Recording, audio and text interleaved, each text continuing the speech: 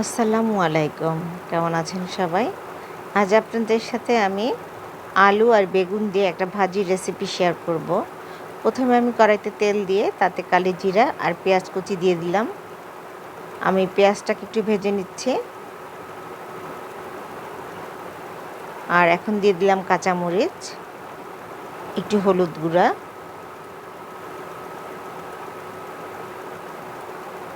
দিয়ে দিচ্ছি কেটে রাখা বেগুন আর আলু।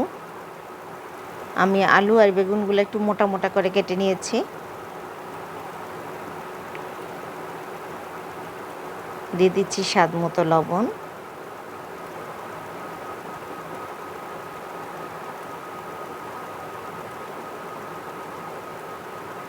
ভাজিটা হয়ে আসছে, এখন আমি দিয়ে দিচ্ছি টমেটো কুচি।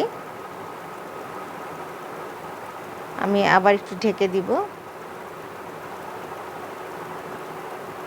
আমার ভাজিটা হয়ে গেছে, এখন আমি ধনিয়া পাতা দিয়ে নামিয়ে নিব।